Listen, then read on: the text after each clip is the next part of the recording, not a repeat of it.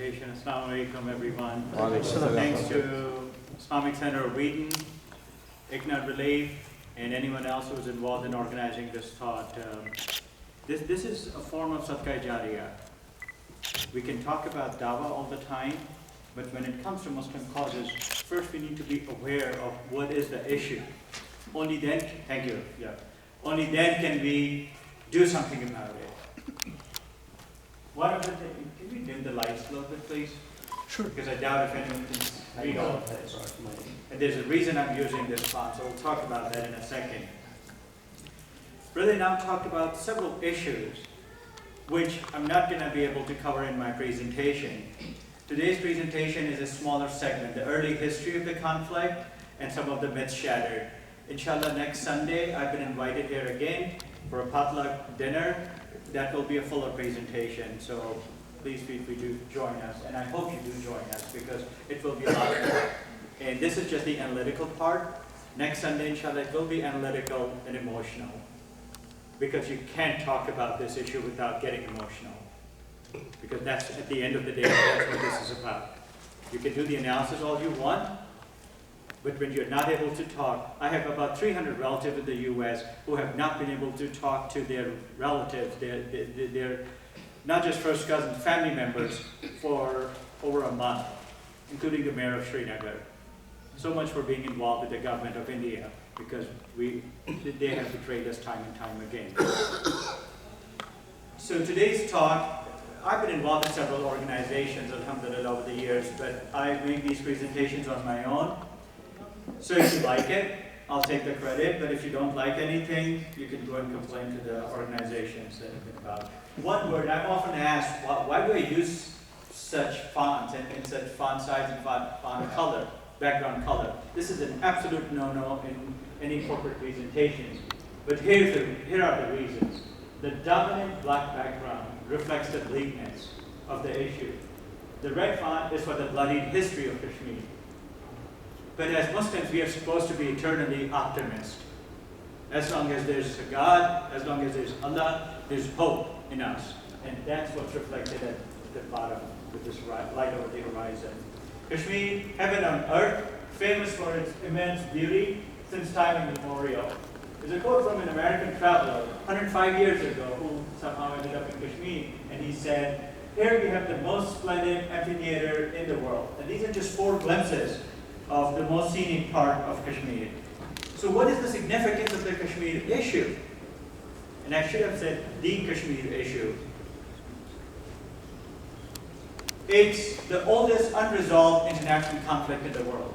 The Kashmir issue was one of the first ones that was presented before the newly founded United Nations.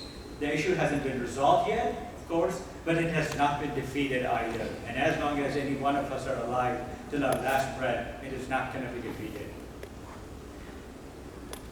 Brother now talked about Pakistan's relationship. That's something that often doesn't get talked about. I talk about it unabashedly. Why? Because I am a proud Pakistani, I am a proud Muslim, I'm a proud American, a proud Chicagoan, and a proud Kashmiri. All those identities are part of Kashmiri identity. Unless and until we resolve that issue, we are not going to be able to enlarge the tent, so to speak, of the Kashmiri cause. Why do Pakistanis care so much about Kashmir? Is it a land grab issue for us? Absolutely not. The reason we Pakistanis care about Kashmir is because every 4th or 5th, oops, I repeated 4th twice, 4th or 5th Pakistani has Kashmiri heritage. Either through family connections or blood relations. No other country in the world can claim that privilege, and it is a privilege for us. Lack of awareness, Brother Nam also alluded to that. Unlike Jerusalem, there's no religious significance to the Kashmir issue. Kashmiris themselves have been careful not to paint it as a religious conflict. Kashmiris have lived together, both Hindus, Muslims, and other sects have lived together harmoniously for centuries. Hindus regularly visit shrines of Muslim saints. In this forum, I don't need to remind anyone of this well-known hadith of our Prophet ﷺ. So that's what makes it significant and relevant to Muslims all around. Another reason that Kashmir has not been in the forefront in the news is because journalists are not allowed. Well, they now talked about that too. Are not allowed in Kashmir. Facebook accounts of Kashmiri activists have been shut down. I'm a personal witness to that. If you want the names, I can give you a long list of names whose Facebook accounts have been shut down in the US. Brother Malik Mujahid, who doesn't need an introduction in Chicago, posted on Facebook recently that many Kashmiri Facebook accounts have been shut down by Facebook offices in India. Talk about freedom of speech. I have been told, and I've listened to it and obliged, that I should befriend a lot of my Kashmiri relatives on Facebook. What a shame. I've also been asked to change my last name on my Facebook. Brother Umar Muzaffar once told me that I criticize Pakistanis, Indians, and Americans. Should I not be careful? No, I do not criticize any of them. India is a great country, Indians are great people. It's their policies that I criticize. And similarly, if I see something wrong with a Pakistani policy or an American policy, I criticize it. And as far as being afraid, no one can touch a hair on my body till it's Allah's will. And when it's His will, no one will be able to save me either. So why fear something that I have no control over? Little introduction to Kashmir. It's surrounded by 3 nuclear-powered countries. This is the whole Kashmir region. This part, which is sparsely populated, is controlled by China. And look at the language. This map is obviously made by a fellow Pakistani. That's why it says occupied by India. Had it been made by an Indian, it would have said administered by India. And this part would have been called occupied by Pakistan. So there are lots of disputes, no question about it. But then my job is to hopefully clarify some of the issues. So this region has been in dispute between India and Pakistan since their independence from the British in 1947. But it's not a bilateral issue. When you talk about dispute between India and Pakistan, remember a couple of things. You're ignoring Kashmiris in the middle. Secondly, India doesn't want us to use the word dispute. They would use any other word but dispute. Several conferences have been ruined because they stuck to their guns and did not want to use the word dispute, because to them, there is no dispute. Both countries claim Kashmir as part of their country. 3 wars have been fought between their nuclear-armed neighbors. And as Faisal pointed out, there's always this fear of another nuclear war over Kashmir. Anytime these 2 countries face a conflict, either in Kashmir or anywhere else, they rattle their nuclear sabers. But unlike the US and the former USSR, chances of these 2 countries going to a war is not that great because of the proximity. If India drops a nuclear bomb in a border city in Pakistan, it will immediately wipe out a nearby city in India as well, and vice versa. Not to mention the nuclear clouds that will linger for decades, if not centuries. The Indian-occupied/administered Jammu and Kashmir consists of 3 regions: Jammu, the Kashmir Valley, and Ladakh. Jammu, the winter capital, and Srinagar, the summer capital, is also the largest city. When we talk about the Kashmir issue, it is the Indian-occupied, Indian-administered region that we are talking about. So what is the Kashmir issue? There's some historical background, and that's important to keep in mind. Just because it happened 70 plus years ago doesn't mean anything. And it's a personal issue. My father left Kashmir. No, he ran out of Kashmir in 1946 as a young person because he saw what was happening to young adults, mostly males at that time. He could not go back. A few years ago, he died in Houston at the age of 89. His youngest sister was 61 years old at the time. These 2 brothers and sisters had never seen each other. And that's a very small tragedy of the issue. But these are the things that make the issue very personal to us. So it's important to remember this. In 1947, at the end of the British rule in India, all the provinces were given the right to seat based on religious majority. The formula worked very well. Pakistan ended up with Muslim majority provinces on both east and west side of India, and the rest was India. At the same time, there were 500 plus princely states that were also afforded the same option, but with the caveat that the ruler, Maharaja or whoever, was given the option to accede to either of these countries, keeping in mind the majority of their population's religious beliefs. Again, the formula worked pretty well, except for 4 states that had a ruler from the majority religion. I'm sorry, all but 4 states had a ruler from the majority religion. Hyderabad was one, which had a Hindu majority. Kashmir was another. Kashmir was the largest one of those 4 princely states. A vast Muslim majority, but a Hindu ruler, Maharaja Hari Singh. Now remember the timeline. August 14, Pakistan was founded. In spring of 47, protests against Maharaja's tax policies led to a rebellion in Jammu. July 19, still about 3 weeks away from independence. The majority Muslim conference in Kashmir's legislative assembly unanimously passed a resolution in favor of accession to the new state of Pakistan. But they still had a Hindu leader, Maharaja Hari Singh. At the same time, 2 leading Kashmiri Hindu pundits were in favor of joining Pakistan. Ramchandra Khan, who was Prime Minister of Jammu and Kashmir, till he was dismissed on August 11, 3 days before independence. Premnath Azad, a famous author who was later jailed by India for his political opinions. August 14 and 15, 1947. Pakistan and then India became independent country. Since we are in a masjid, I'd like to point out something. These things just don't happen by accident. August 14, 1947. I'd like to remind those of you who know this and point out to those who do not know this. That was Jamaat al-Wida, the last Friday in Ramzan, and the 27th of Ramzan. It doesn't happen for no reason. Kashmiris, for about 16 years in 1947, had been celebrating August 14 as Kashmir Day. The last time it was celebrated as Kashmir Day was August 14, 1947. Indian government didn't allow it afterwards. The Pakistani flag was first flown not in Karachi, which was the capital at the time, but in Srinagar on the 9th of August 13, 1947, on Srinagar's post office. Obviously, by 8 o'clock next morning, it had been taken down. There was no official flag of Pakistan at the time, but it was a symbolic gesture. The Maharaja at that time asked for a standstill agreement from both Indian and Pakistani governments because he had made up his mind. Even though his legislative assembly had passed a bill in favor of joining Pakistan, Pakistan accepted that agreement, India never did. These are not political statements, mind you. This is part of the history. What we are seeing happening today just didn't happen out of the blue. There's a long succession of sequence of events that have been taking place for 70 plus years. And what we are seeing today, and I'm so glad that more and more people are becoming aware of it, is nothing new. The formats may have changed, the policies may have changed slightly, but the issue remains the same.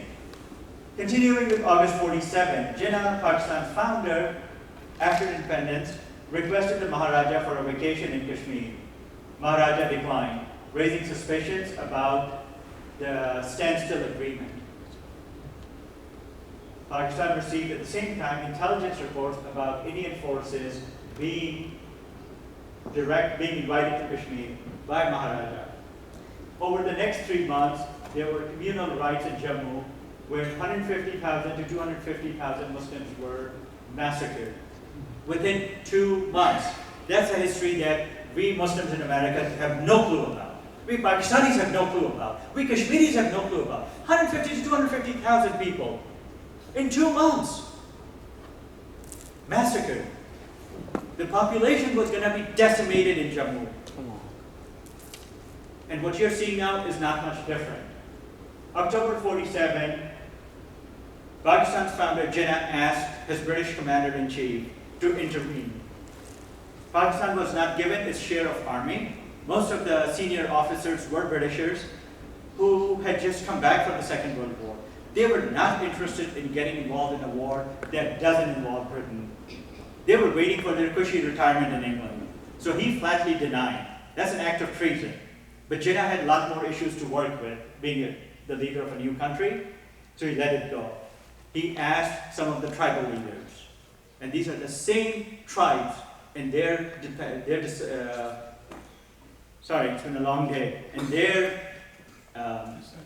descendants, thank you, who fought the war in Afghanistan and became Taliban later on and fought against Pakistan, and now God knows who they are willing to fight now.